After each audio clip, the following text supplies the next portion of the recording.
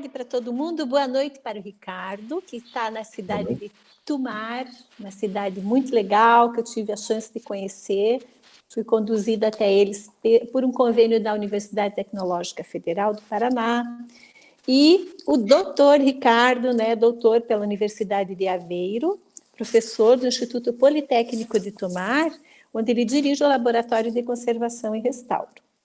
E hoje, nosso convidado, muito obrigado por aceitar aí nosso convite, Ricardo, para falar, lógico, desse tema que a gente adora, a azulejaria portuguesa do século XVIII, características, conservação e restauro, onde ele vai explanar um pouco aí do seu trabalho, como pesquisador, através do trabalho que ele encontrou subsídios e muita pesquisa por trás dos azulejos portugueses. Então, é com você, Ricardo. Ok, Gisele, muito obrigado. Eu, em primeiro lugar, eu é que agradeço o convite. Acho que é sempre uma oportunidade de falarmos também no nosso trabalho. No fundo, aqui é um trabalho que me envolve a mim, muitos alunos, que já estou em Tomar desde 2004, e fui aluno também no Instituto Politécnico de Tomar, e, portanto, tenho também este prazer de estar aqui convosco. E eu penso que estão a ver, digamos, a tela, certo? Está tudo bem, estamos vendo bem.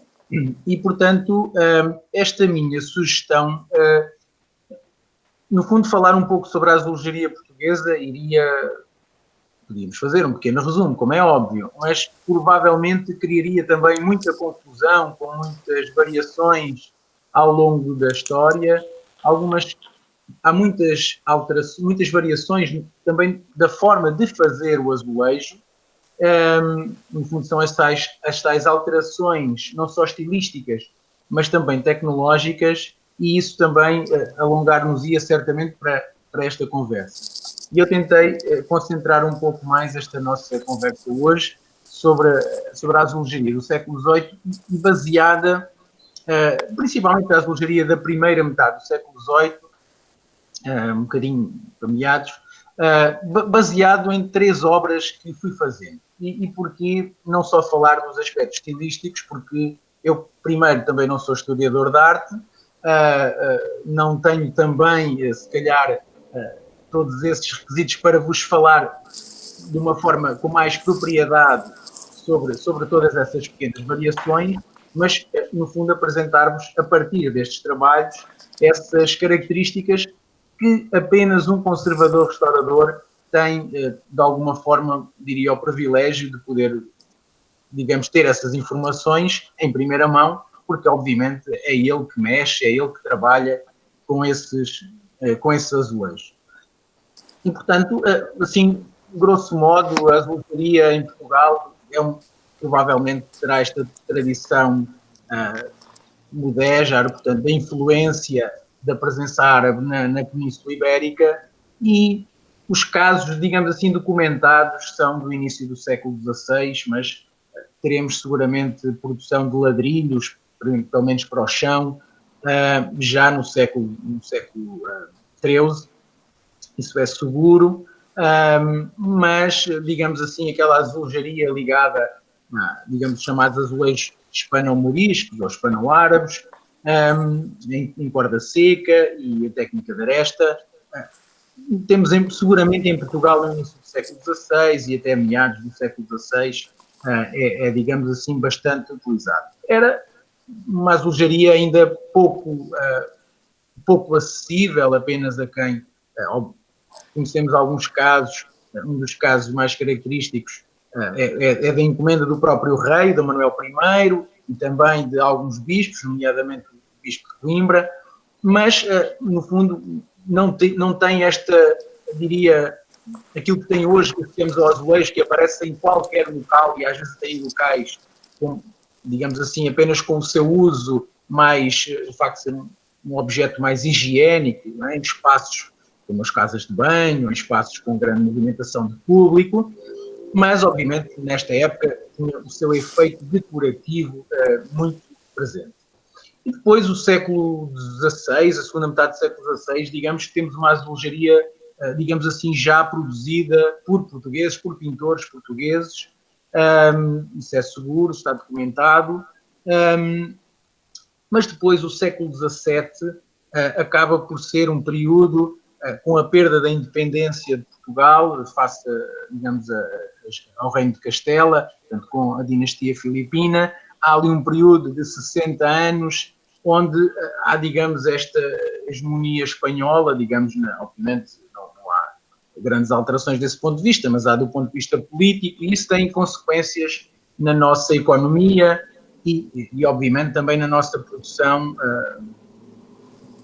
artesanal, manual, artística, etc. E, portanto, há depois, na segunda metade do século XVII, então, essa recuperação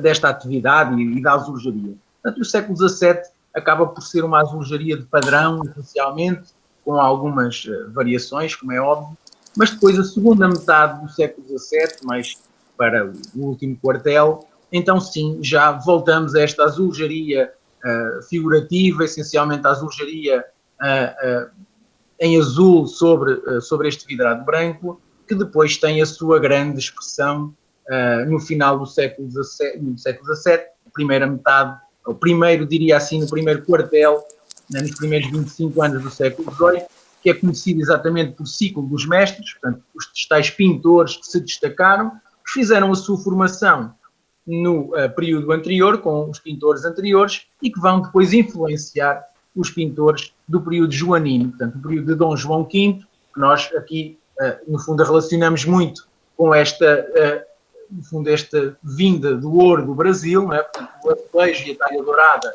ganham aqui uma grande dinâmica, uma grande interação enquanto expressões artísticas e depois, obviamente, temos um marco também importante, que é o terremoto de 1755, que atinge a cidade de Lisboa e todo o processo de recuperação, e estamos também numa fase, no reinado aqui de Dom José I, já estamos numa fase final do Barroco, portanto, no Rococó, onde também há uma mudança clara no gosto e a azulejaria que vamos também ter depois na segunda metade e principalmente nos anos 60, 70 do século XVIII, a partir daí, é também já uma azulejaria com algumas diferenças, a introdução de mais cores, as molduras também vão ser diferentes, portanto há toda uma dinâmica muito distinta. E depois o final do século XVIII, início do século XIX, com o neoclássico, e depois a azulejaria de fachada, por meados ela aparece ainda na primeira metade do século XIX, seguramente, mas ganha ali uma grande dinâmica na segunda metade do século XIX e até aos inícios do século XX, e depois o século XX é uma quantidade de coisas muito diferentes, até aos dias de hoje, em que há grandes artistas que continuam a utilizar o azulejo como suporte dos seus trabalhos artísticos, e desse ponto de vista há aqui uma grande diversidade que se tornava também muito complexo agora, e se calhar para mim, porque também não dar essa visão muito global agora, seria também enfadonho, acho eu, estar a enunciar épocas e estilos, etc. Então eu vou tentar chamar a atenção, vou-vos mostrar as intervenções, como fizemos a intervenção de conservação e restauro, e depois focar nos aspectos tecnológicos, em algumas características mais particulares e que também eu próprio fui descobrindo ao longo destes trabalhos. Obviamente eu quando falo estou a falar em muito trabalho dos meus alunos, porque como devem perceber, para um docente,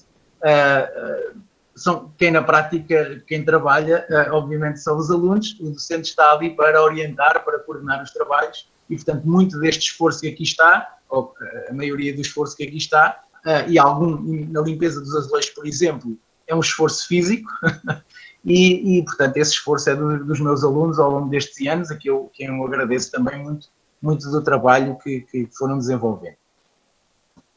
Ora, vou começar com este trabalho dos azulejos da Quinta Nova, em Torres Vedras, portanto, é uma cidade a norte de Lisboa. São azulejos de uma quinta, que foi um palácio do século XVIII. São estes azulejos que estão aqui a ver, estes dois pormenores de temática mitológica, portanto são 3 cenas mitológicas, E é pintado a azul sobre o vidrado branco, e que não sabemos quem é o autor, não são assinados, e serão do início do século XVIII, portanto, naquele período que chamamos de ciclo dos mestres.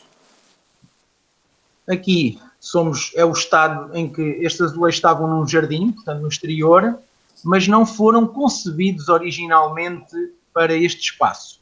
Portanto, foram aqui colocados posteriormente. Obviamente que nós não sabíamos, e o próprio proprietário, aqui o Sr. Carlos da Cunha, também não sabia, porque desde criança que visitava este espaço e sempre viu lá os azulejos assim. Mas nós, podem ver aqui, com grandes áreas, algumas áreas de lacuna, muito falha de vidrado, estas eras que cresciam aqui também sobre os azulejos. Portanto, como veem aqui os alunos a fazer o trabalho, o levantamento, o diagnóstico foi feito na altura, o mapeamento, portanto, o levantamento gráfico. Aqui há alguns trabalhos pontuais de limpeza, de fixação do vidrado, e depois guardamos os azulejos em caixas. Houve algumas áreas com maior dificuldade, vejam aqui algumas quebras em alguns azulejos, portanto, algumas fraturas que se criaram. E aqui, durante o trabalho de remoção dos azulejos, a limpeza do tardós, portanto, a parte de trás, as argamassas antigas. E este é mais... Desculpem a fotografia, mas era impossível. Nós tínhamos uma árvore no meio e, portanto, o painel estava numa zona semicircular. E, portanto, nós temos aqui a primeira cena da Apolo e Daphne, e depois aqui a segunda cena, e aqui a última cena com Píramo e Tisbe. É uma história também curiosa, é a história que inspira, digamos assim, a história do Shakespeare, de Romeu e Julieta, mas é curioso porque este painel, digamos assim, está ao contrário, não é? Portanto, ou seja, quem primeiro aparece, quem primeiro se suicida, digamos assim, é a figura masculina, e depois é a figura feminina com a espada dele se mata. E aqui o que vemos é exatamente o contrário. Quem já está jazente, quem já está no chão é a mulher, e há aqui a figura masculina que está a espetar aqui a espada no peito, e portanto há aqui também provavelmente a utilização de uma gravura de uma forma um bocado talvez aleatória, e há esta confusão. Para vos mostrar então o painel, aqui a azul muito clarinho, vocês veem a parte do azulejo figurativo, portanto a cena figurativa. No azul escuro vemos a barra, e aqui há um pormenor muito engraçado, que é uma característica típica deste primeiro período, que é o facto de, no ciclo dos mestres, há uma clara divisão entre o painel figurativo e a barra.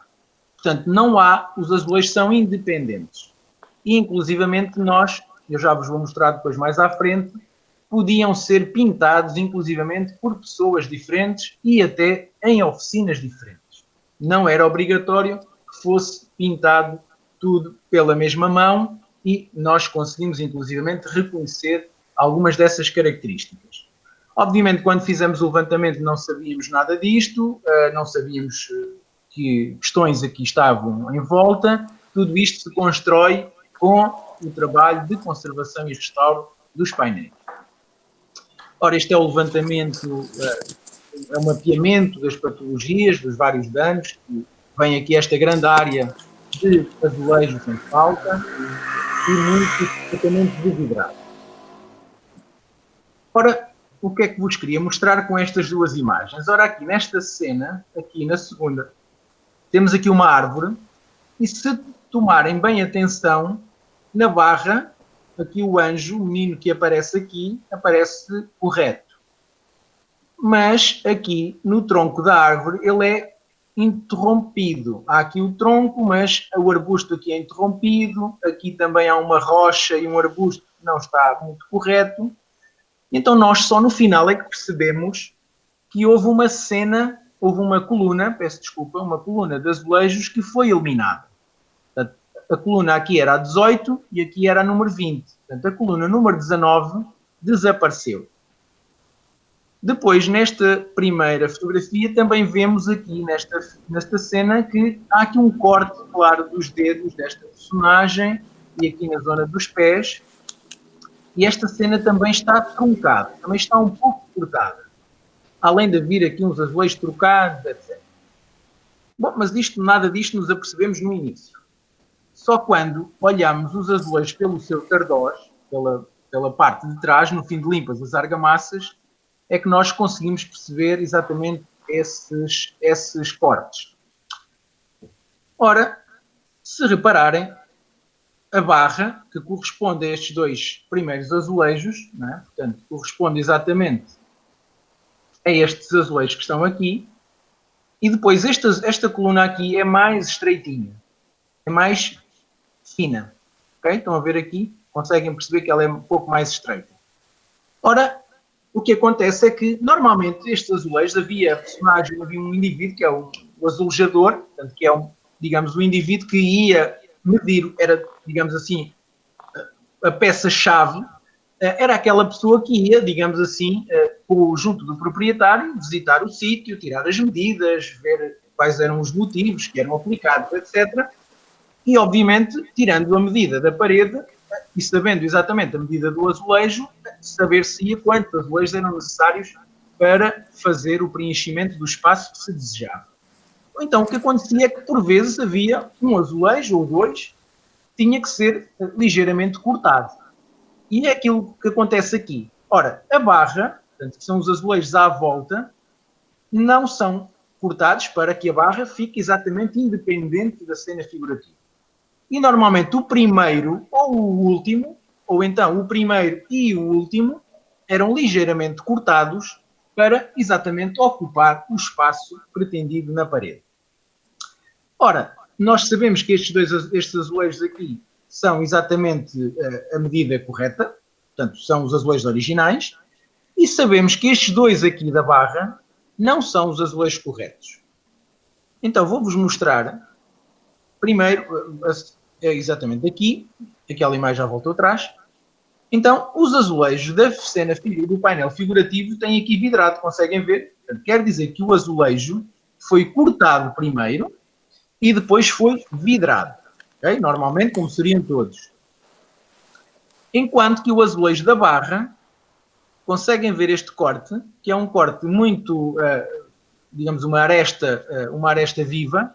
O azulejo foi cortado a posteriori. Portanto, este azulejo foi cortado depois de ser vidrado. Ora, com as marcações que nós fizemos no tardós, começámos a descobrir, com as marcações que tínhamos no tardós, começámos a descobrir mais algumas coisas. Então, conseguimos perceber que os azulejos do painel figurativo tinham este sinalzinho no topo. Conseguem ver aqui? O mais, um sinal de mais, uma cruz. E depois tínhamos uma marcação a preto, desculpem, a azul, que aqui está representada no desenho a preto, e essa marcação corresponde à primeira coluna, ao azulejo número 6, em altura. Portanto, A, B, C, D, E, F. É o azulejo número 6, é o azulejo do topo. E temos o número 1, porque é o azulejo da primeira coluna. Mas depois, temos uma marcação mais grosseira feita a vermelho. Ora, esta marcação, nós conseguimos perceber, é uma marcação que foi feita para juntar a barra com o painel figurativo. Portanto, foi uma marcação que foi feita a posteriori, portanto, ela foi feita depois, para que a barra e o painel, que foram pintados por pessoas diferentes, eventualmente até em oficinas diferentes, depois foram juntos com uma marcação a vermelho. Aqui, este azulejo, houve também um erro, provavelmente, na marcação, porque devia de haver um desfazamento de duas letras e de dois números, enquanto que nas letras existe F, G, H, aqui a marcação a vermelho devia de ser o azulejo número 3. Portanto, há uma repetição do número 2, e eu já vos vou mostrar mais à frente no outro painel, onde isso se vê muito melhor. O azulejo da barra, que é este que está aqui, não tem a cruz em cima, ok? Quer dizer que se tivesse sido pintado pela mesma pessoa, na mesma oficina poderia não ser, mas pelo menos pela mesma pessoa, claramente este não marcou a cruz e, portanto, juntou a posteriori os azulejos do painel figurativo com esta barra. Este azulejo pertence à barra. Este é outro exemplo, que é o painel da última figura, portanto, da cena de Píramo e Tisbe, em que a marcação, como é um painel diferente, deixou de ter a cruz, e aquilo que diferencia o painel são estas duas marcas em uma diagonal no canto superior direito e esquerdo. E aqui, como vem, existe a marcação original, é o C3, que corresponde, 2 letras e 2 números para a frente, corresponde ao E5. Para além disso, a ligação que se faz entre os azulejos da barra e os azulejos do motivo figurativo é este ligeiro arco aqui em baixo. Portanto, nós aqui temos a evidência de que a junção da barra e do motivo figurativo é feita a posteriori com esta marcação a vermelho. Aqui temos exatamente a mesma marcação, só que aqui é o azulejo da barra. E, portanto, a barra, o painel figurativo, desculpem, a marcação original a azul e a marcação a vermelho é exatamente a mesma, porque, obviamente, o painel da barra, a área da barra, é aquela que, no fundo, tem a dimensão total do painel. Apenas o motivo figurativo, isso não acontece. Este é um azulejo muito curioso que nos apareceu, que tem aqui um R. Não fazemos a mínima ideia do que é que isto quer dizer. Também não será nenhuma assinatura. Ninguém iria pôr esta assinatura no Tardós. Não faria muito sentido. Pode ser, não sabemos, eventualmente um azulejo, sei lá, que tivesse sido repetido. Não sei, não fazemos a mínima ideia do que é que possa... Era o único em que isto acontecia. E, para além disso, tem um outro dado curioso, que é, quando foi feita a marcação a vermelho, o azulejo foi invertido. Ele está de pernas para o ar. Este é o azulejo C11, ok? Portanto, o azulejo foi marcado de pernas para o ar, digamos assim, de cabeça para baixo. Ora, temos aqui então o levantamento de todas as marcações originais a azul e de todas as marcações a vermelho. Temos alguns casos onde temos dúvidas, onde não havia uma correta leitura, mas estes exemplos que eu vos mostrei, aqui estão eles. Portanto, o primeiro azulejo que vos mostrei, outro azulejo da barra e o tal azulejo com o R. Ora, onde é que eu quero chegar com isto? Ora, eu disse-vos então que estas características que mostram estas evidências de pessoas diferentes a trabalhar nos painéis levaram-nos a perceber que havia aqui claramente duas mãos, duas pessoas, dois artistas. Não sabemos se um artista principal, um pintor, e se existiria um aprendiz, um oficial, que claramente ninguém tem a mesma letra, ninguém escreve da mesma maneira e, portanto, isso evidenciar-se-ia ou não, podia não acontecer, nestas marcações. Então, o que eu vos mostro aqui são todas as letras e todos os números que foi possível retirar do painel figurativo, que só tem 6 azulejos de altura, portanto, só conseguimos ter até à letra F, e os números temos todos, felizmente. Enquanto que na barra já tínhamos mais letras. Tínhamos mais 4 letras. Ora, o que acontece é que, como vos mostrei aqui antes, portanto, temos aqui o AB, mas concentrem-se aqui no B e no F, que eu agora coloco aqui no slide seguinte, e, portanto, o painel figurativo tem este B e tem este F. E o painel da barra tem este B e tem este F. Claramente, são duas caligrafias distintas, portanto, a forma como o indivíduo fazia a letra era diferente. E, portanto, temos aqui claramente a prova de que há dois indivíduos completamente os indivíduos diferentes, a fazerem a pintura do painel figurativo e da barra. Obviamente que não sabemos se é da mesma oficina ou de oficinas distintas, mas sabemos essa diferença. Outra curiosidade que viemos a ver com o painel que vos vou mostrar em último lugar é também outra característica que nos parece que aqui também se verifica um pouco, que é o painel figurativo normalmente tem um traço mais fino. E isso muito provavelmente também tem a ver, obviamente, pincéis de várias grossuras existiria, várias espessuras existiria na oficina, mas há uma tendência para uma marcação mais grosseira nas barras e mais fina no motivo figurativo, e já vamos ver isso mais à frente. Para além disso, se repararem aqui no número 8, por isso é que ele está aqui, a forma como o ataque, portanto, como o início do 8 é feito, assim, e aqui em baixo ao contrário, começa deste lado e arranca e acaba aqui em cima, dá-nos a ideia, porque nós fizemos uma experiência muito pouco científica, digamos assim, mas uma experiência expedita com... isto é curioso porque eu sou canhoto, eu escrevo com a mão esquerda e nós fizemos um exercício com os alunos que, por acaso, naquele ano escreviam todos com a mão direita e fizemos um exercício de agarrar no pincel e fazer o desenho do número 8. E curiosamente todos fizeram de uma maneira diferente da minha e deu-nos aqui um pouco a ideia que poderíamos inclusivamente estar a falar em indivíduos que um fosse direito e o outro escrevesse com a mão esquerda e o outro escrevesse com a mão direita. Não tenho aqui essa certeza, mas fica também essa nota, mas claramente a caligrafia dá para entender isso.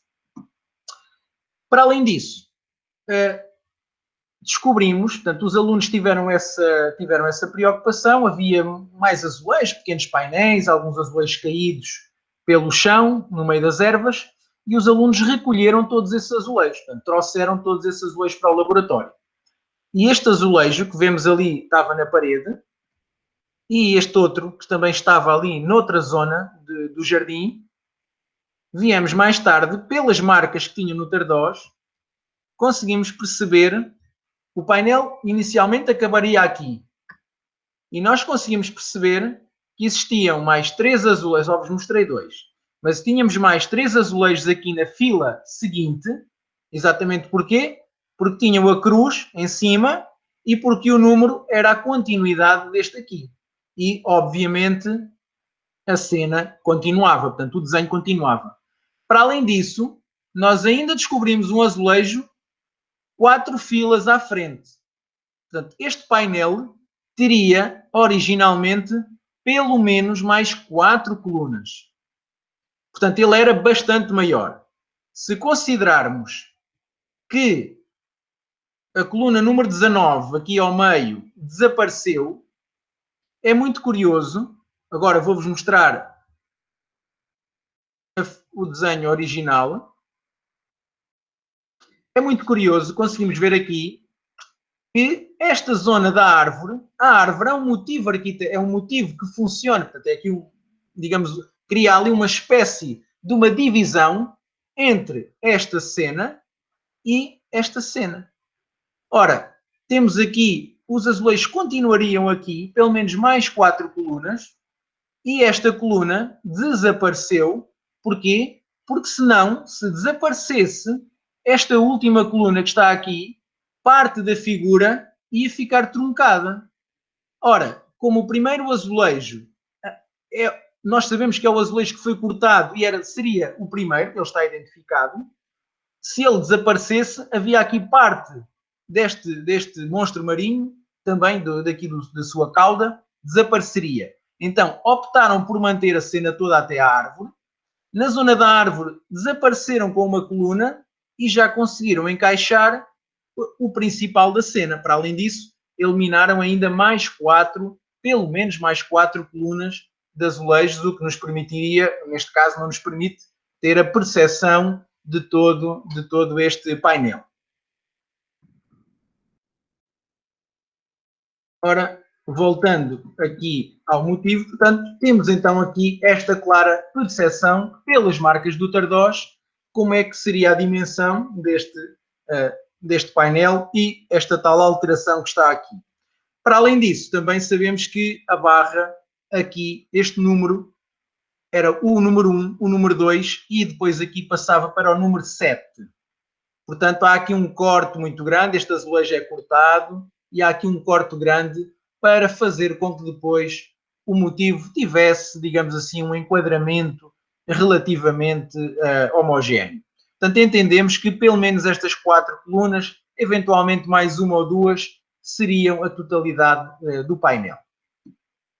Portanto, aqui é uma imagem já da intervenção, portanto, já com alguns preenchimentos das lacunas. E aqui vejam agora então o painel na sua nova localização. O painel já não voltou para outro espaço do proprietário, mas já não voltou para o mesmo sítio e já com a sua intervenção completa.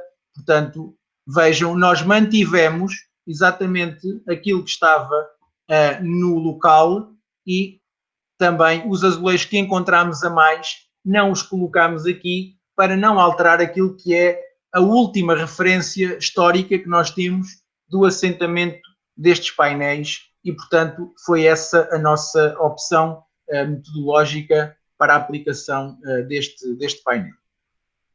Não sei se há alguma, ou se haverá aqui espaço para alguma questão, Gisele, não sei. Oi, Ricardo. Bom, se alguém quiser fazer uma pergunta nesse momento, pode ficar à vontade. Eu estou só observando aqui que vocês encontraram que esse espaço onde você coloca num outro suporte, né, as peças desse painel, ele tinha as dimensões necessárias? Como é que foi essa escolha? Pronto, neste caso, portanto, é um outro espaço do proprietário, portanto, uma outra casa do proprietário, uma vez que aquele espaço onde nós recolhemos é um espaço que pertencia ao proprietário, mas foi cedido para a construção de uma casa de repouso, portanto, de um lar de terceira idade, e como o painel estava numa zona já abandonada da quinta, havia algum receio que o painel pudesse ser roubado, vandalizado, e então houve aqui a intenção clara de o proteger também com a sua remoção. E este espaço correspondia, digamos assim, à sua integração, e foi essa opção que o proprietário nos colocou, e nós entendemos que são suportes móveis, é um suporte de acrílico, os painéis foram aqui colocados, podem ser removidos, portanto não há qualquer interação, os azulejos foram protegidos no Tardós e foram assentes com o silicone e, portanto, há uma barreira também na parede e, portanto, os azulejos em si não sofrem qualquer problema com o próprio suporte, algum problema que a parede possa ter e, portanto, desse ponto de vista foi aqui uma opção do proprietário. Ele pode ser removido novamente, se for o caso. Sim, sem qualquer problema. É uma intervenção reversível. Reversível, exatamente. Okay. Bom, eu vou passar ao próximo exemplo, que foi uma intervenção de um painel numa pequena capela, próximo aqui de onde vivo, numa da cidade de Torres Novas, fica a cerca de 100 km de Lisboa, aqui mais para o interior, muito próximo de Tomar também, e é um painel já um pouquinho mais tardio. É um painel provavelmente ali dos anos 60, 70 do século XVIII. Ora, ela é muito curiosa, esta pequena capela que vem aqui, nós sabemos que ela foi mandada construir apenas em 1753, porque está no testamento da sua proprietária, faleceu em 53, e o testamento é de 1749. Portanto, a construção da capela é posterior e sabemos que em 1758 já estaria construída, porque já há relatos da administração desta igreja. Portanto, os painéis serão, digamos assim, um historiador da arte português situa-os aqui na década de 60 do século XVIII. É este o aspecto, é um silhar com 9 azulejos de alto, com cenas, tem algumas cenas, é curioso, do lado direito, aparecem-nos uma série de cenas, digamos assim, cosmopolitas, de cidades, um ambiente até um pouco, um ambiente neoclássico, digamos assim, construções clássicas, como podem ver aqui nesta fonte central, e depois vamos assistir, aqui já no outro lado, vamos assistir, digamos assim, a um conjunto de cenas muito diferentes. Há uma personagem aqui de um franciscano e um conjunto de cenas marítimas, com muitos barcos. Há uma cena com uma batalha aqui entre duas embarcações.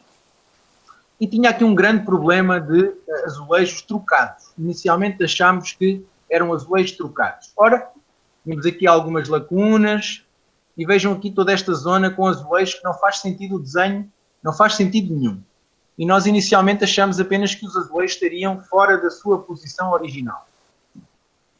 Portanto, feito aqui o levantamento gráfico, o tal mapeamento inicial, tinha muitos pingos de tinta na parede, não foram protegidos os azulejos, algumas lacunas do vidrado, e foi feita a etiquetagem destes painéis para termos sempre a sua referência original. Vejam aqui algum trabalho, também trabalho desenvolvido em aula com os alunos do mestrado, e aqui vemos eles também no trabalho, no terreno, na própria capela, com a limpeza e o preenchimento também das lacunas. Aqui a fase, a Inês aqui a fazer a reintegração cromática. Aqui vemos a área daqueles azulejos que se encontravam fora de posição e que foi muito curioso porque nós no final é que nos apercebemos pelas marcas do Tardós que aqueles azulejos afinal não estavam trocados, eram de outro local. Então aqui deparámos-se com o primeiro grande problema que era o que fazemos agora, porque afinal nós não temos estes azulejos. Os azulejos não existiam de todo. Ora, felizmente, a opção que decidimos com a paróquia foi como a barra de baixo era semelhante, portanto era simétrica à de cima, nós optamos fazer uma réplica, digamos assim, azulejos novos, replicando, utilizando o desenho de baixo aqui para cima. Ora, isso não é uma tarefa fácil, porque inclusivamente a mudança de posição do desenho faz com que as sombras sejam exatamente ao contrário, o que, no fundo, nos criou alguns problemas. Para além disso, havia uma parte do desenho que nós não sabíamos exatamente qual era. Ora, então, havia uma grande expectativa desta comunidade, uma pequena comunidade, mas muito agarrada a esta capela, e nós tínhamos que encontrar uma solução para esta comunidade. Portanto, nós fizemos o desenho, retiramos o desenho da barra de baixo e fizemos azulejos novos. Portanto, usando aqui a técnica, picotando aqui o desenho, depois passando com uma boneca de carvão, apoiado no registro fotográfico. Então, no nosso laboratório, fomos fazendo o desenho. Este é o primeiro caso. Nós começamos com este exemplo, em que existia aqui uma grande lacuna, em que nós não tínhamos o desenho. Ora, o que fazer aqui nestes casos? Porque o azulejo iria criar aqui um claro desenho. Ora, nós optamos por fazer apenas uma continuidade de algumas linhas e deixar esta zona vazia, sem qualquer desenho. Isto é apenas os azulejos antes de vidrar, ainda estou no processo de pintura. Vemos aqui a área de lacuna, vejam a zona da barra, antes de vidrar, antes de cozer, peço desculpa, e agora, depois de cozido. Portanto, vejam a alteração cromática em que não é fácil fazer esse controle. Ora, a nossa opção foi, desde o início, utilizar uma tonalidade mais baixa do azul para que existisse uma percepção evidente daquilo que eram os azulejos novos. Portanto, foi essa a nossa opção e nós, com este primeiro pedaço, esta primeira lacuna que preenchemos, nós fizemos uma visita ao local, portanto, é esta área. Nós fizemos uma visita ao local e, com a comunidade, nós mostramos aquilo que estávamos a fazer. Portanto, durante o processo, nós mostramos à comunidade qual era a nossa intenção, a nossa opção metodológica de conservação e restauro. E, portanto, é esta a solução que nós temos aqui. Portanto, a área principal de lacuna corresponde aqui e claramente conseguem perceber quais são os azulejos novos, ok? Mas, ao mesmo tempo, há uma continuidade do desenho que, claramente, este painel teria. Esta era a zona mais pequenina.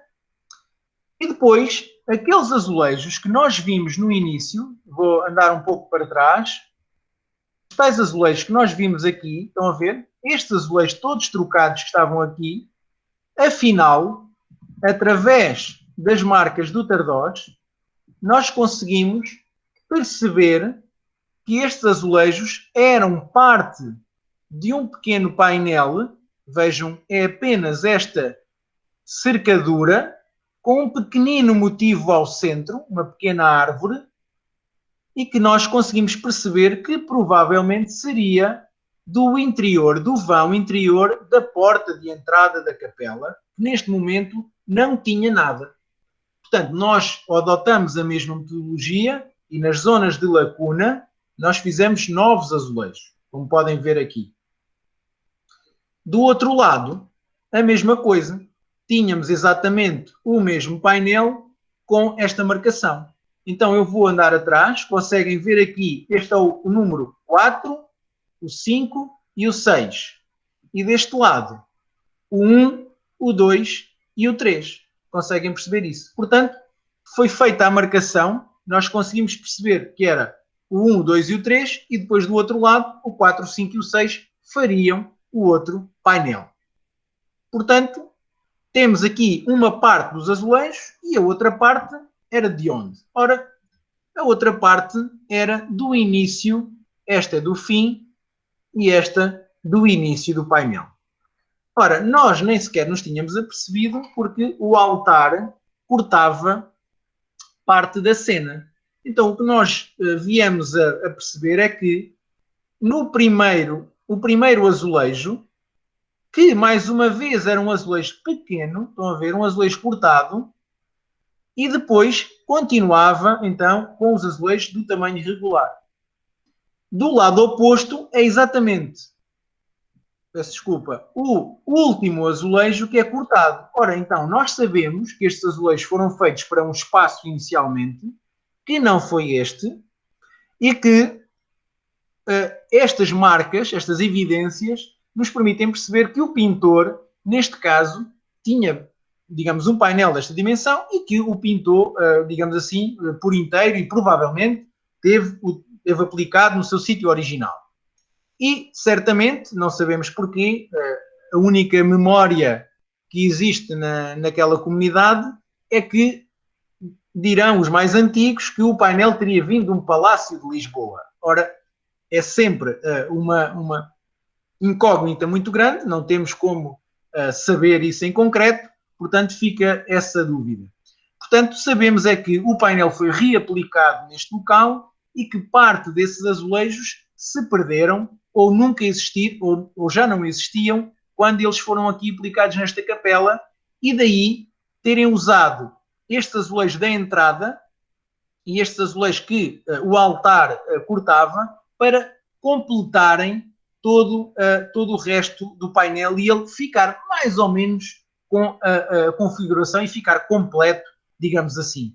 Portanto, foi também aqui possível, através das marcas do Tardós, nós percebermos que o painel esteve montado originalmente, completo, veio para esta capela também, digamos, completo naquilo que é a sua, no início ao fim, mas provavelmente alguns desses azulejos ou já não existiam no sítio original, ou perderam-se pelo caminho, ou não sabemos exatamente aquilo que aconteceu, como é óbvio, mas seguramente que há esta alteração. Ora, estes azulejos têm uma particularidade diferente e já não têm a ver com o ciclo dos mestres. Portanto, são os azulejos posteriores em que, neste caso, a marcação que se faz começa no número 1 e vai, neste caso, começa na letra A, B, C, D, E, F, G e H.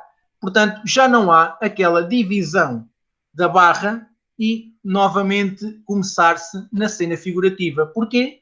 Porque, neste caso, a barra, como podem ver, entra, digamos assim, no motivo figurativo, se assim quisermos dizer. Portanto, o que aconteceu, digamos, já no segundo quartel do século XVIII foi que as barras começaram a ganhar uma grande, digamos o enquadramento, este enquadramento que se faz dos azulejos, chamamos de barra, chamamos estes emolduramentos, começaram a ganhar um maior destaque, digamos assim, com este aspecto de, em alguns casos, quase como uma boca de cena de um teatro, não é? E depois o motivo figurativo como um segundo plano, digamos assim, ao fundo.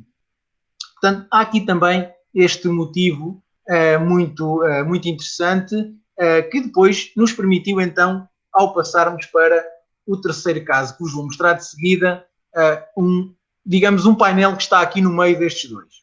Portanto, isto é para vos mostrar que nós nos envolvemos bastante com a comunidade, que é na nossa comunidade académica, levamos os alunos do Politécnico a visitar o local, chamamos a comunidade esteve aqui presente e nós explicámos aquilo que estávamos a fazer com todo o respeito que é, no fundo, que nos mereceu, digamos assim, esta intervenção. Posso-vos dizer que havia pessoas que foram para a obra, havia senhoras que foram para a obra com o seu saia-casaco e a sua malinha, como se fossem para a celebração, como se fossem para a missa. E, portanto, esta comunicação que fizemos da própria conservação e restauro dos painéis teve essa curiosidade, portanto, da forma como a comunidade olhou para esta intervenção, e isso depois refletiu-se no trabalho final, porque fomos muito bem recebidos depois na inauguração. E vemos aqui então já o aspecto final, neste caso já com o chão da igreja, da capela. Portanto, conseguem perceber aqui mais uma área de intervenção, uma grande área, e depois, então aqui sim, toda esta zona foi intervencionada por nós, aquela área grande de lacuna, e que conseguimos, penso eu, na minha opinião, devolver a leitura que este painel perdeu com aqueles azulejos truncados, e consegue-se claramente perceber onde é que é a intervenção, onde é que os azulejos são azulejos novos e onde é que são os azulejos originais. Aqui um aspecto também, dois pequenos pormenores, portanto, o perfeito enquadramento dos azulejos novos que produzimos aqui e, neste caso, aqui um bocadinho essa noção com o corte e a clara evidência dos azulejos novos. Para finalizar, porque o nosso tempo também já vai longo, mostrarmos então esta última intervenção, onde esta percepção que tivemos dos azulejos, deste período de transição, destas tais particularidades que nem sempre são evidentes e que apenas se descobrem com os trabalhos de conservação e restauro.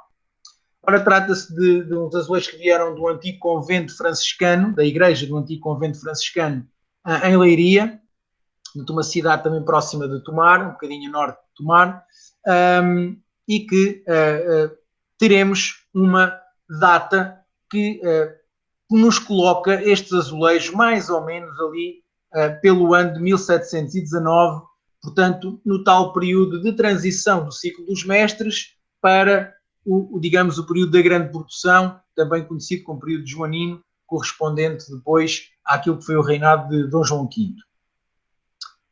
Ora, estas são imagens antigas de 1963, quando a Igreja já estava a entrar num processo de degradação acentuada. Podem ver que aqui já há telhas no chão, portanto, já aqui há plantas a crescer, mas os azulejos ainda estão na parede. Vemos aqui também algumas imagens em que se percebe que ainda há azulejo na parede e há aqui azulejos no chão. Portanto, correspondem exatamente ao momento em que está a ser feito este levantamento. Mais tarde conseguimos perceber que estes azulejos foram levantados no ano de 1963. Conseguimos encontrar as faturas do pagamento do pedreiro que fez este trabalho de levantamento dos azulejos em fevereiro e março de 1963. E também sabemos quanto é que ele recebeu. Portanto, os azulejos eram uma dependência da Capela dos Terceiros, que está aqui a amarelo, e os azulejos encontravam-se nesta sala a azul e nesta sala também a azul. Nós, inicialmente, quando começámos a obra, não sabíamos. Os azulejos estavam aqui, nesta salinha vermelha, arrumados numas caixas, desde essa época, e nunca mais tinham sido mexidos, nunca mais tinham sido intervencionados. Portanto, nós, só a meio do trabalho, é que percebemos efetivamente de onde é que estes azulejos poderiam ser quando tivemos exatamente as suas dimensões e, mais uma vez, apenas quando tivemos a leitura das marcas do Tardós. Portanto, quando tivemos essa percepção das marcas do Tardós. Ora, vou-vos chamar a atenção para a divisão das duas salas. Okay? A sala que tem mais painéis é esta sala grande e aqui a sala pequenina só tem 3 painéis. Então, mostrar-vos aqui um outro aspecto curioso, é que estes azulejos foram, antes de serem levantados, foram marcados com tinta, com um pincel e com tinta, pelos pelos alunos do seminário, que em coordenação com um dos padres e professor, ajudou no levantamento e nesta sistematização. Foi muito curioso porque eles fizeram o levantamento começando aqui em cima, no primeiro azulejo no canto superior esquerdo, onde normalmente se começa no canto inferior esquerdo. E começa-se de baixo para cima e da esquerda para a direita, e eles aqui fizeram de baixo para cima, e depois, quando chegava ao último azulejo, voltava à segunda coluna. Foi também um processo curioso. Vemos aqui o levantamento também, que foi feito das patologias, neste caso, e neste caso vem que há muito poucas fraturas. Mas vou-vos mostrar agora aqui um outro painel, conseguem ver, que todos estes traços, estas linhas diagonais, são tudo fraturas e, na esmagadora maioria dos casos, são fraturas provocadas pelo levantamento dos painéis. Portanto, o facto disto ter sido levantado também por uma pessoa que não tinha formação, mas também nessa época poucas pessoas tinham formação nesta área da conservação e restauro, muito menos em obra, e portanto foi um trabalho feito por um pedreiro que fez provavelmente o melhor que pôde e que sabia, mas que causou grandes danos. Felizmente, como houve um trabalho metódico na marcação dos azulejos e, digamos, no seu acondicionamento, felizmente, os azulejos chegaram todos até nós. Mostrar-vos apenas aqui, então, um aspecto crucial da tal marcação. Ora, eu vou dividir os painéis entre 1 a 10, que é a tal sala grande, e depois o painel 11, 12 e 13 é a tal salinha pequena. Ora, os painéis são estilisticamente semelhantes, muito, muito semelhantes, do ponto de vista dos motivos, do tipo de pintura, etc. Mas há uma característica que claramente os distingue. É que há uma divisão de um pequeno silhar, portanto, aqui um pequeno lambrim com 3 azulejos e meio, que tem uma marcação exatamente como vocês veem, A, B, C e D, e depois de 1, neste caso é um painel pequeno, até 13.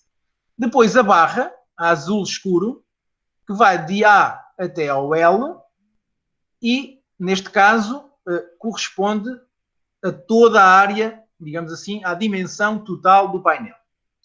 E depois voltamos a ter, no motivo figurativo, uma marcação que volta a começar no número A, desculpem, na letra A, até à letra F. Claro que aqui temos o A1 e aqui temos também o A1.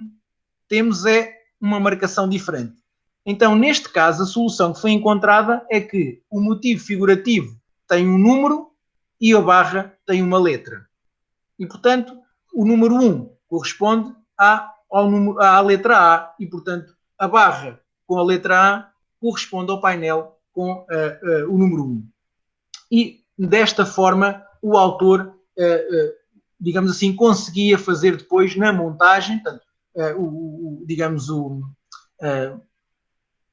a pessoa responsável depois por fazer a montagem faria então esta montagem, digamos assim, dos azulejos. Enquanto que no painel da salinha mais pequena, o 11, o 12 e o 13, isso já não acontece. A marcação começa aqui no canto inferior esquerdo com o A1 e vai seguida até à letra N, quer no cilhar, neste lambrim, quer na barra, quer no motivo figurativo. Ou seja, aquilo que nós encontramos aqui claramente é uma solução estilística semelhante. Foi usado sempre o motivo do lambrim, da barra e desta cena figurativa, que vai mudando, como é óbvio, mas a opção de marcação do painel já está dentro daquilo que era o espírito do painel que vimos anteriormente da Capela do Carril, em que os azulejos tinham uma ordem desde o primeiro, do primeiro azulejo, digamos, inferior, da fila inferior, até à superior. E, neste caso, já não assistimos a essa situação e aqui isso não acontece. Então, o que é que nós verificamos? Mais uma vez, voltando àquele caso que mostrei do Torres Vedras, assistimos à mesma situação. Ora, a barra, podem ver aqui, tem uma caligrafia mais grosseira, um traço mais grosseiro, enquanto que o motivo figurativo, um traço muito mais fino.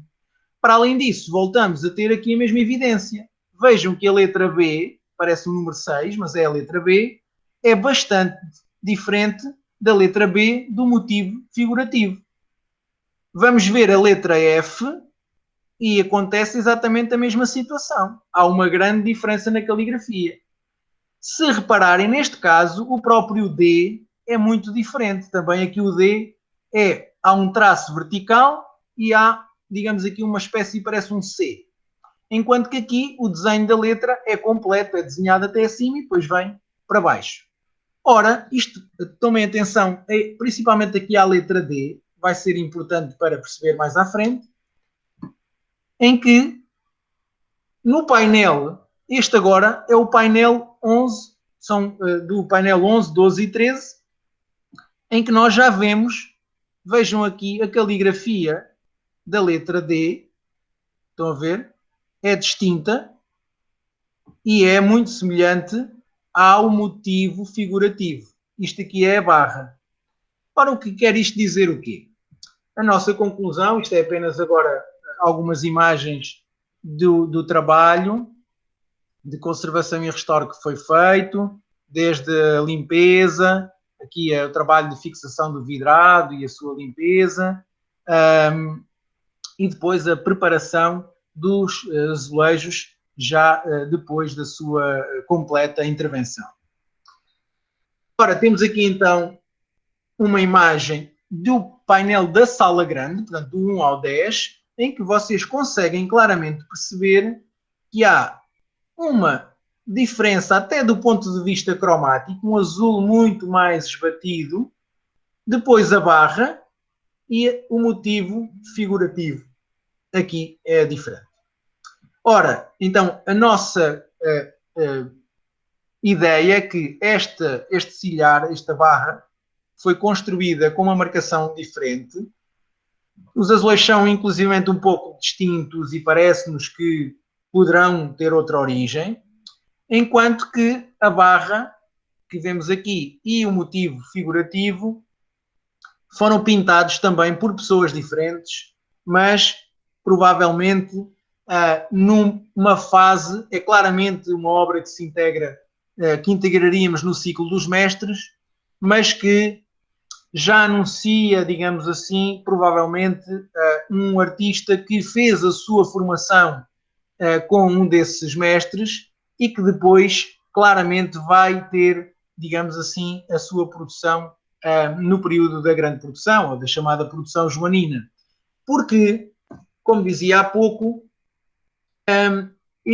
essa evidência vai desaparecer e aquilo que nós vemos é exatamente, vou andar aqui um pouco para trás, para vos mostrar que há claramente aqui uma mudança em que dá-nos a ideia de que o pintor que faz os azulejos, eu vou andar aqui um pouco para trás para vos mostrar isso, que faz a pintura da sala, portanto, que corresponde a este painel aqui, vou-vos mostrar a imagem antiga, a sala, que este é o painel número 13, da sala mais pequenina, os azulejos têm uma marcação sequencial, portanto, de baixo para cima e da esquerda para a direita. O que quer dizer que os azulejos desta sala foram marcados como os azulejos do período da grande produção, da produção joanina, mas mantiveram as características estilísticas dos azulejos que estavam na outra sala, que ainda foram marcados ao estilo, digamos assim, do ciclo dos mestres. Ora, a nossa inclinação será para que, inclusivamente a cor, portanto aqui não se consegue perceber, mas a cor destes azulejos é completamente homogénea e foi pintada toda pela mesma mão. Portanto, o artista, o pintor que pintou estes azulejos, pintou os azulejos desde o lambrim à barra e ao motivo figurativo. O que não acontecia nos azulejos, nos vários painéis da outra sala. Portanto, a nossa inclinação é que estamos aqui perante um caso em que houve provavelmente uma primeira encomenda dos azulejos para a outra sala e que mais tarde houve provavelmente o pedido para mais 3 painéis para esta sala e que terá seguramente pedido para que ficassem com o mesmo estilo, com o mesmo enquadramento dos azulejos da outra sala. Ora, provavelmente há aqui um desfazamento de algum tempo, podemos estar a falar até de poucos anos, e ter sido exatamente o mesmo oficina, o mesmo pintor a fazer estes azulejos, mas ele já estava imbuído do novo estilo, digamos assim, de uma nova forma de pintar e nova forma de fazer a marcação dos azulejos, e então adotou a marcação que já estava habituado a fazer, uma vez que ele já estava a pintar segundo digamos assim, uma expressão, digamos assim, artística, com uma tendência estilística diferente, e por isso ele adota uma pintura do ponto de vista estilístico semelhante à anterior, com os mesmos motivos, etc., mas vai claramente fazer a marcação do Tardós de uma forma diferente. Ora, se não fossem estas características, nós claramente não tínhamos como saber dessas diferenças e desta mudança de gosto, digamos assim, e deste período, provavelmente, de transição entre o ciclo dos mestres e o período da grande produção joanina. Portanto, temos aqui um exemplo, uma parte, isto é só apenas uma parte de um dos painéis, e aqui a fase final. Neste caso, os painéis, a igreja, este espaço foi muito reformulado, o chão subiu, levou um telhado novo, e, portanto, os painéis não puderam ser colocados exatamente na mesma posição, mas conseguimos devolvê-los ao espaço inicial. Portanto, foi feito, mais uma vez, um suporte em acrílico, vejam aqui o esquema, e os azulejos, aqui já os azulejos não estão completamente montados, mas já está aqui um painel, já é possível ver este painel nesta fase, e aqui também um outro painel já durante o processo de montagem na sua parede. Portanto, vejam aqui este exemplo. E, sem me alongar muito, eu dava, digamos assim, por concluída a minha apresentação, e peço desculpa se me demorei um pouco, e deixo então a oportunidade para algumas questões. Ricardo, a gente ficaria aqui Pois. muito tempo ouvindo você. Eu estou adorando essa sua aula, essa tua investigação. Mas nós temos aqui muitos colegas que que já fizeram algumas perguntas aqui no chat, que podem se pronunciar, liguem seus microfones e podem conversar com o Ricardo à vontade.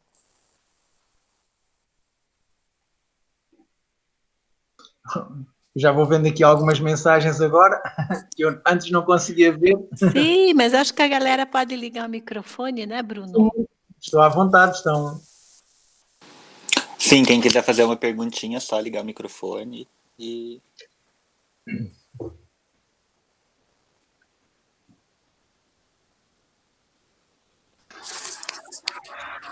Boa tarde, meu nome é Eliana, eu falo de Salvador, sou doutoranda na arquitetura aqui na UFBA e vou inaugurar então a sessão de perguntas. Seja muito bem-vinda. Muito obrigada. Excelente oportunidade, fiquei muito satisfeita. E eu fiquei curiosa em saber um pouco a respeito dos materiais utilizados nesses restauros, assim, mesmo em ter o suporte cerâmico, como que se dá essa escolha, as reintegrações cromáticas e as réplicas, assim, quais são os critérios de execução das réplicas? É isso, obrigada, professor. Ok, já dá para muita coisa, para falar em muita coisa. Olha, então é o seguinte, nem sempre adotamos as mesmas soluções. Eu vou já fazer aqui um pequeno reparo, que é, eu defendo, não sei se devia colocar a coisa assim, mas pronto, eu defendo uma intervenção o menos invasiva possível, ok? Portanto, eu tento, obviamente, que com alunos e em trabalho de aulas, os alunos querem sempre fazer reintegração cromática, não é? É sempre uma coisa que eles estão desejosos de fazer. Mas eu, sempre que posso, tento cortar um pouco aí. Ou seja, bom, no primeiro caso, nós fizemos uma intervenção mimética. Ou seja, nós tentamos, o proprietário queria, para ele quer tudo novo, não é? Ele queria ter tudo, digamos assim, toda a reintegração perfeita. Ora, como nós tínhamos pequeninas lacunas, foi possível fazer isso. Nós fizemos essa reintegração. O que é que usamos? Usamos uma pasta de preenchimento nos vidrados e quando falta suporte, quando falta cerâmica, nós aqui fizemos um restauro, chamamos de restauro a frio. Portanto, utilizamos gesso cerâmico. Já não usamos gesso cerâmico, aqui usamos o gesso de dentista, ok? Portanto, usamos um gesso de melhor qualidade, embora os azulejos fossem estar cobertos, estão numa área interior. Se estivessem no exterior, nós não faríamos com gesso, não teria grande capacidade de resistir principalmente à umidade. E foi feita uma reintegração com tintas acrílicas. Ora, no segundo caso que vimos, na capela, nós aí usamos uma pequena diferença. Nós já não usamos como preenchimento, utilizamos, por exemplo, utilizamos uma argamassa de cal e pó de pedra, farinha de sílica.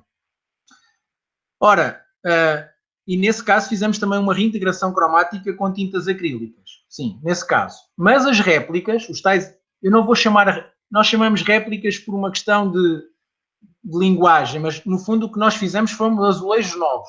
Nós não fizemos réplicas, porque só replicamos aquilo que temos para replicar. Portanto, o que nós fizemos foram azulejos novos. E aí utilizei chacotas tradicionais. Naquele caso não fiz as chacotas, mas em outras situações já fiz as próprias chacotas. Naquele caso comprámos chacotas tradicionais, que cortámos exatamente à medida. Aliás, elas já vinham à medida, fizemos só pequenos acertos.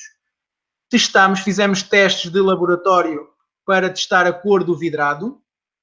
Fizemos testes para acertar os azuis. Portanto, neste momento, as cores que existem, que são comercializadas pelas empresas, já não são os mesmos materiais que existiriam no século XVII, no século XVIII. Existem misturas que se aproximam e, portanto, nós temos que, em laboratório, ir afinando essas cores, aproximando essas cores. E fazemos esses testes de laboratório. Portanto, eu tive que fazer, nesse caso, da Capela do Carril, naqueles azulejos que estavam em falta, a solução foi usar chacotas, fizemos a vidragem e eu próprio fiz a pintura. Ou seja, eu não sou pintor de azulejos, sou conservador-restaurador, não posso dizer que também não sei fazer, acho que consegui cumprir o objetivo, mas principalmente eu fiz por uma razão. A razão foi que nós não temos em Portugal, nas empresas que normalmente fazem este tipo de trabalho, são empresas que produzem azulejo. E produzem de modo a fazer painéis como se fizessem no século XVII ou como se fizessem no século XVIII. E eles tentam fazer igual. E eu não quero isso. Eu não queria isso. Eu queria que os azulejos fossem claramente identificáveis. Queria usar os mesmos materiais, portanto um azulejo, chacota, vidrado, mas queria que eles, do ponto de vista cromático, fossem distintos, que pudessem ser identificados até por quem não sabe. E não, ou seja, há alguém que chega e percebe que estes azulejos são de uma cor, são azulejos, mas são de uma cor ligeiramente diferente. E, portanto, nós fizemos esse trabalho com a comunidade, explicamos à comunidade o que queríamos fazer e fizemos essa intervenção desse modo. Portanto, fizemos azulejos novos, segundo as mesmas técnicas, com os materiais que temos disponíveis no século XXI, como é óbvio. No terceiro caso, era uma situação em que eu quis privilegiar uma coisa diferente. Eu quis privilegiar, no fundo, eu quis privilegiar o facto, o momento em que alguém teve o discernimento de levantar aqueles azulejos porque eles podiam desaparecer. Aquela igreja esteve para ser demolida. Havia já um edital da Câmara para demolir a igreja e, felizmente, conseguiu-se preservar. Portanto, o que eu quis preservar foi exatamente aquela época de 1963 em que, mal ou bem, decidiram remover os azulejos da parede, porque se isso não tem acontecido, provavelmente hoje não teríamos estes azulejos. E aí, o que é que eu quis fazer? Eu não fiz reintegração cromática nem preenchimentos. Tudo o que falta de vidrado e de azulejos vai ser assim preservado. Porquê? Para mostrar que se não fosse isso, hoje em dia, se calhar, nem os azulejos nós teríamos. E para não dar aquela ideia de que vamos, por exemplo, a um museu ou um sítio que é restaurado, nós o que vemos é tudo novo. Nós vemos que quadros do século XV, no museu, com uma moldura perfeita, com o verniz perfeito, uma reintegração perfeita. E esses quadros têm 500, 600, 400 anos. E, portanto, isso não é normal que seja assim. Eu compreendo que há essa tendência. Mas se nós fizermos isso sempre, nós vamos estar criando uma ideia no observador que é normal uma pintura do século XV estar perfeita. E não é normal ela estar perfeita. E, portanto, se nós continuarmos a fazer isso, nós vamos estar a cometer, eu não vou dizer erros, nós não estamos a errar quando fazemos isso. Nós estamos a criar uma sucessão de intervenções que, quer queiramos, quer não, vão alterando significativamente a percepção que temos sobre a história desses mesmos bens. E isso é trabalho do conservador. E se o conservador não tem essa percepção enquanto trabalha, estará a fazer seguramente um mau trabalho. E como vocês viram nestes três casos bastante distintos, eu adotei três metodologias completamente distintas. Não porque me apeteceu, mas porque acho que entendi em cada momento o que é que os proprietários ou as comunidades valorizavam nos seus bens. Neste caso, nos painéis de azulejo. E é essa percepção que nós devemos de ter sobre o que é melhor naquele momento para a comunidade que nós devemos de fazer. E foi assim que eu fiz. Para além disso, como há pouco também a Gisele perguntou no primeiro caso, em nenhum destes casos estas intervenções são irreversíveis. Foram usados materiais que não são nem física nem quimicamente agressivos para os azulejos originais e nem para o seu suporte. Portanto, são facilmente destacados, facilmente removidos, se assim se entender.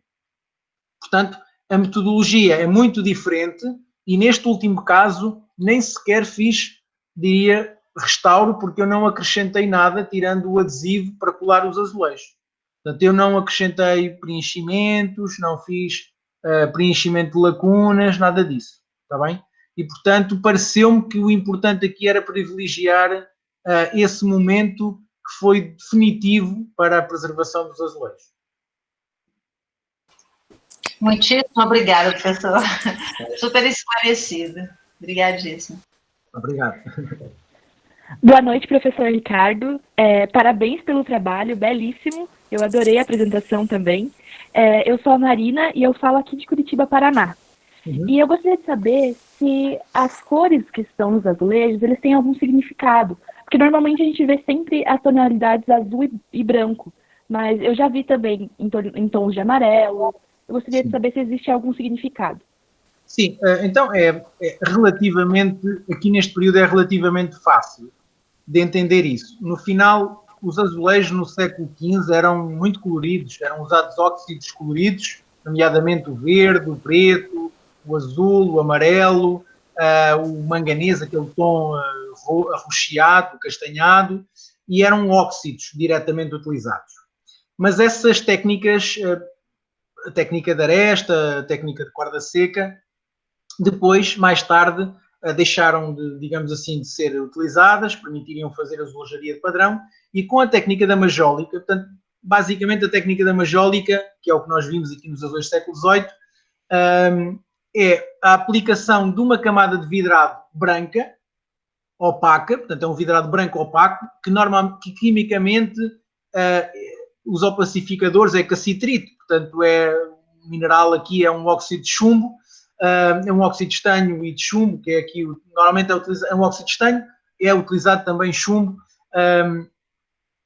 nestes vidrados. Portanto, são vidrados à base de óxido de estanho e óxido de chumbo, que são brancos, portanto, dá-nos esta tonalidade branca. E sobre esse vidrado era aplicado uma pintura, então, com estes óxidos, neste caso temos o óxido de ferro para os amarelos, temos o óxido de cobalto para os azuis, o óxido de cobre para o verde, o óxido de manganês, que dá aquele tom que nós designamos vinoso de manganês, portanto, dá aquele tom arroxeado, tipo vinho, e essas cores eram claramente utilizadas no final do século XVI e em todo o século XVII. O azul, o amarelo, o verde, o manganês, são utilizados de uma forma muito comum. Então, no final do século XVIII, no final do século XVII e início do século XVIII, corresponde exatamente a este período que eu vos falei, por influência também da azulejaria holandesa, que chega no final do século XVIII, no final do século XVII, a Portugal, com este tipo de representação, associado a isso também as tais influências também da porcelana chinesa, que em Portugal, a certa altura, tem esta tendência para a utilização apenas do azul, que sabemos que a porcelana chinesa tem imensas cores, depende muito do período, mas este gosto é um pouco influenciado também pelos portugueses, e depois há aqui também esta influência holandesa, e há depois um outro aspecto também fundamental, que é as gravuras.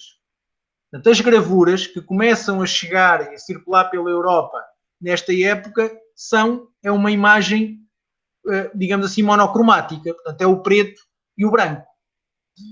Ora, isso era o ideal, como estes pintores utilizavam muito as gravuras, eles começaram a usar uma solução muito semelhante àquilo que viam também na gravura, e que era uma solução que a intensidade, maior ou menor intensidade da cor, permitia, digamos, as cenas de primeiro plano e de segundo plano, ou as cenas de claro e escuro. Portanto, as cenas estão em sombra e estão iluminadas.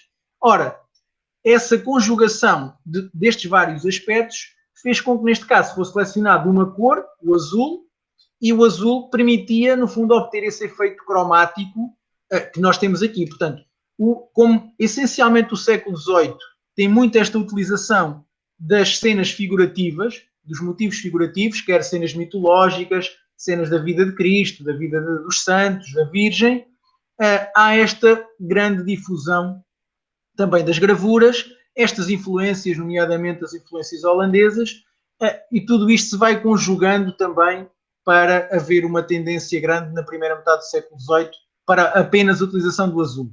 Vamos começando a assistir para a segunda metade do século XVIII, a introdução do manganês, e depois, na segunda metade do século XVIII, claramente já temos outra vez o amarelo, o azul, o verde, e depois no século XIX, novamente, o neoclássico vai trazer essas cores novamente, e depois o século XIX vai, mais uma vez, também introduzir todas essas cores. Portanto, há aqui claramente apenas um período, eu diria, pouco mais de meio século, onde quase, também não é assim, mas quase exclusivamente se utiliza o azul sobre o branco, no chamado ciclo dos mestres e no período de Dom João V, porque de resto a nossa azulejaria sempre foi, sempre teve várias cores.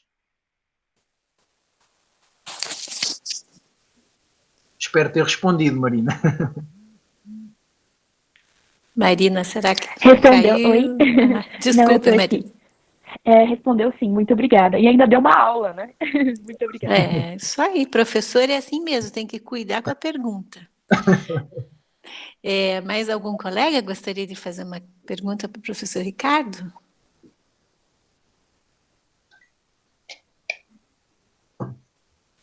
Tão tímidos, Ricardo. Eu tenho muitas, mas aí eu mando um e-mail para você, assim, com as 5 páginas de pergunta.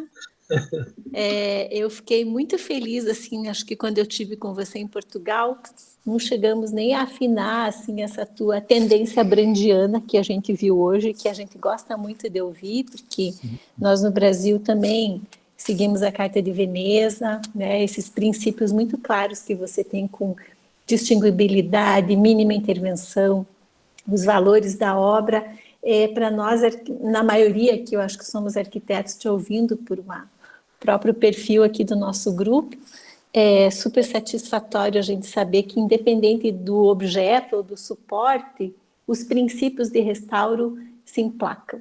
Então, a gente agradece a sua aula maravilhosa. Espero que tenhamos outras.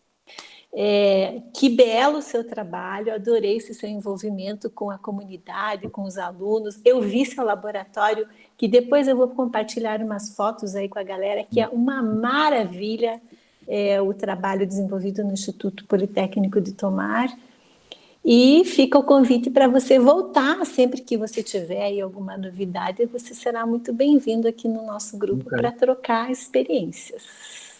Ok, eu mais uma vez agradeço o convite, as questões, espero, pelo que fui ouvindo, se houver alguma questão, os meus contactos estão aí, é só procurar, é simples, e alguma dúvida que tenham, ou alguma vez que venham a Portugal, cá estarei disponível também para vos receber, ou para conversarmos um pouco, seja presencialmente ou à distância. Hoje em dia isto é muito fácil hoje em dia, portanto tenho o meu mail, sei que já houve agora algumas pessoas que pediram também amizade no Facebook, portanto isto hoje em dia é muito democrático, e portanto estejam à vontade, e eu dentro daquilo que souber, como é óbvio, poderemos falar um outro dia, portanto sem qualquer problema, como eu falei na questão da intervenção nas ruínas arqueológicas. Pois se proporcionar isso um dia mais à frente, pois estarei perfeitamente disponível para falar um bocadinho sobre isso. Portanto, foi o trabalho do meu doutorado, portanto, poderá ter esse interesse, portanto, disponham. Professor Maurício, nosso diretor internacional da universidade, acho que quer cumprimentar o Ricardo. Fique à vontade, professor. Sim, eu queria acenar aqui rapidamente, professor Ricardo, muito obrigado pela brilhante apresentação. Eu fico muito satisfeito de ter conseguido fazer, durante a minha atividade na UTF, essa conexão de Tomar aqui com Curitiba, com o Brasil, e desde a primeira vez que eu visitei vocês lá, eu sou admirador, muito admirador da pesquisa de vocês, que aliás você não recomendou. O repositório de vocês é fantástico. Se todos que estão aqui presentes tiverem a oportunidade de navegar nas pesquisas de vocês no repositório do Instituto Politécnico de Tomar, vão ver quão brilhantes e quão multidisciplinares. Bom, vocês, arquitetos, vocês são multidisciplinares por natureza, né? Claro, eu sou engenheiro eletrônico e admiro essa capacidade de vocês de navegar pela ética, pelas artes plásticas, pela história, pela arqueologia e diversas outras capacidades que vocês têm, mas eu vejo que o Instituto Tomar faz isso com uma primazia, com uma precisão muito grande. E tem várias pesquisas que eu vi em loco, suas, dos seus alunos e do Instituto, que são admiráveis, que gostaria muito que, se todos os que estão presentes tiverem oportunidade, ou visitem, ou pelo menos virtualmente vejam a capacidade do Instituto e dos vossos colegas lá de Portugal. Muito obrigado mesmo, uma satisfação muito grande. Parabéns aos organizadores dessas lives, da professora Gisele, do grupo do arquivo, né, que eu sou muito fã de longa data na UTF. E, professor Ricardo, quando tiver oportunidade, visite Curitiba, será um prazer recebê-lo pessoalmente. Muito obrigado, professor. Até uma próxima. Obrigada, professor Maurício, obrigada para todo mundo. Nossa live de hoje é gravada, se tiver algum colega que queira ver depois, nós vamos disponibilizar o link, assim que o pessoal aqui do arquivo editar.